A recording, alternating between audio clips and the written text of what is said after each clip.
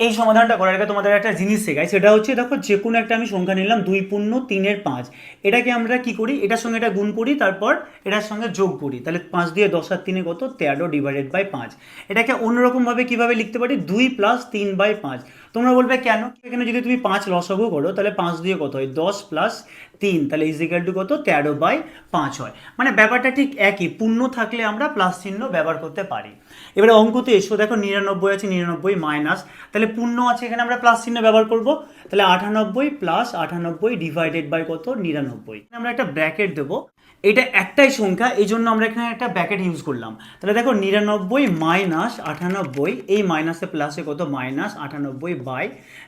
তো 99 থেকে 98 বাদ দিলে 1 হয়। এবার এখানে মাইনাস দিলাম, 98 ÷ 99। 99 লসাগু করলে এটা 99 - 98 মানে 1 হয়, 1/99 হচ্ছে তোমার আনসার। দেখো অপশন এ আনসার।